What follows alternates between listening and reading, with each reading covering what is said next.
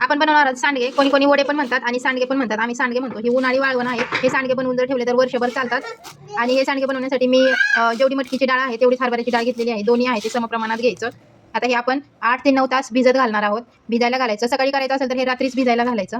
तर मी रात्री भिजायला घालते. हे मी पाण्यामध्ये भिजायला घातलेले आहे आणि आता आपल्याला हे स्वच्छ धुवायचे. पाण्यामध्ये टाकलेले आहे. 2-3 पाण्याने स्वच्छ धुवायची आणि नंतर मग 8 ते 9 तास असंच सोडून द्यायचं. रात्री भिजायला घालायची आणि सकाळी उठून आपण ह्याचे सांडगे बनवायचे. तर हे पहा वरती किती म्हणजे मटकीचं म्हणा काही म्हणा ते आलेलं आहे घाण कचरा. तर ते आपण काढून घेऊ. आपण हे पाणी काढून घेतलेले. अजून आपण पाणी टाकू. पूर्ण डाळ भिजेल एवढं पाणी टाकायचं. म्हणजे अर्ध पातेलं डाळ आहे तर फुल पातेलं पाणी टाकायचं. म्हणजे भिजताना कमी नाही पडलं पाहिजे पाणी. तर पहा मी पूर्ण पाणी टाकलेलं आहे. डाळ ही खाली आहे आणि पाणी ही डाळीच्या 2 बोटं वरती आहे. तर आपण हे अशा प्रकारे 8 ते 9 तास आता भिजायला घालू. डाळ भिजायला घातली आणि स्वयंपाक वगैरे करून घेतला आणि थोडंसं मी साडीचं शूट करायचं होतं. म्हणजे मला थोडंसं व्हिडिओ शूट करायचे होते, फोटो वगैरे काढायचे होते. त्यासाठी मी ही साडी घातली. ही साडी मला डिलिव्हरीमध्ये माझ्या बहिणीच्या जावनी घेतलेली. खूप मोठी आणि लांब रुंद साडी आहे. हा ब्लाऊज ह्याच्यावरती बरोबर परफेक्ट मॅच झाला. तिने मला ब्लाऊज पण शिवून दिला होता, पण तो ब्लाऊज फुल बाहेरचा मला असते आवडत नाही. त्यासाठी मी असा ब्लाऊज शिवलेला आहे या साडीवरती. या साडीवरती 2-3 ब्लाऊज मॅच होतात. तर थोडंसं फोटोशूट केलं, व्हिडिओ वगैरे काढले आणि नंतर मग परत आहे ना मायरा कशी मध्ये मध्ये करते बघा. मायरा अजिबात सगळं काहीच करून देत नाही.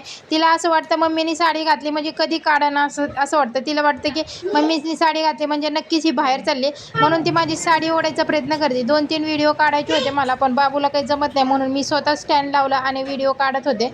व्हिडिओ काढत असताना तुम्ही पाहू शकता मायरा सारखी मध्ये मध्ये करत होती.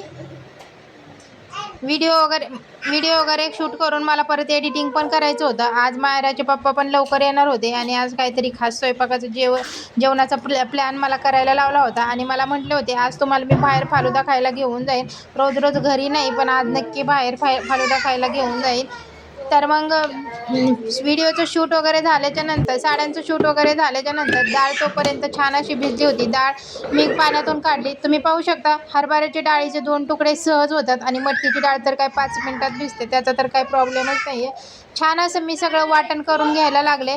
मिक्सरमध्ये छान वाटायचं होतं मला सगळं. मायराचा आवाज येतोय मध्ये मध्ये, सगळ्यांनी इग्नोर करावा. मीठ आणि मिरची आणि लसूण त्याच्यातच मी वाटून घेतलं, कारण थोडंसं टेस्टसाठी मी लाल मिरची टाकलेली आहे. हिरवी मिरची टाकायची नाही, लाल मिरची टाकायची. मीठ टाकलं आणि थोडीशी हळद टाकली. छान असं मिक्स करून घेतलं आणि आता मला ह्याचे सांडगे तोडायचे होते. कोणी कोणी सांडगे म्हणतं, कोणी कोणी वडे म्हणतं, कोणी कोणी वडा म्हणतं. प्रत्येक गावानुसार म्हणजे जिल्ह्यानुसार ह्याची भाषा नाव बदलत राहतं. आमच्या बारामती साईडला ह्याला सांडगे म्हणतात, तर मी सांडगेच म्हणते. ओढणी होती माझ्याकडे, ती ओली करून घेतली आणि एक प्लाऊड होतं त्याच्यावरती टाकलं आणि दारातच मी सांडगे तोडायला घेतले, कारण मला वरती जायला जागा नाही आहे. म्हणजे जिना आहे, पण 2-2 मुलं वरती उन्हातानाचं घेऊन मी जाऊ शकत नाही. त्यासाठी मी दारातच सांडगे तोडायला लागले. सांडगे तोडत असताना म्हणजे हे बनवत असताना मायरा एवढी त्रास देत होती. मी दारात पाय पसरून बसली होते. कसे बसे अर्धा तास लागले मला हे सगळं तोडायला. स्वयंपाक वगैरे केलं, जेवण वगैरे छान केलं असं आणि सगळं ते म्हटलं बनवून की झालं चला आज आणि तुम्हाला नंतर मग बाहेर मी ते फालुदा प्लाऊड आहे खायला तसं घालतो. उन्हात सरकून त्यासाठी दिलं. आम्ही बाबूला म्हणलं नेहमी थोडासा व्हिडिओ काकड बाजारात काढतो. फालुदा खायला तुम्ही जातो. पाहू आम्हाला शकता तिथला पडल रे. फालुदा खूप छान म्हणजे आवडतो. त्यासाठी ते म्हणले की दिवसभर तुम्ही सगळे घरातच असतात, त्यासाठी लांबून थोडेसे राऊंड मारतो. ब्रिज खालून आम्हाला इकडून तिकडून सगळीकडे फिरवलं आणि नंतर मग फालुदा खायला गेलो. तोपर्यंत तर माझा मोबाईल स्विच ऑफ झाला. त्यांच्या व्हिडिओमध्ये मी थोडंसं येताना शूट केलं होतं. तुम्ही पाहू शकता हा आहे तो आमचा ब्रिज आहे. म्हणजे ब्रिजच्या खालून आम्ही येताना खूप छान वाटतं. ब्रिजचं काम होऊन 4-5 वर्ष झालं, तर लाईटी सगळ्या खराब झालेल्या आहेत, तरीसुद्धा रात्रीचा व्ह्यू एवढा छान दिसतो. तुम्ही पाहू शकता.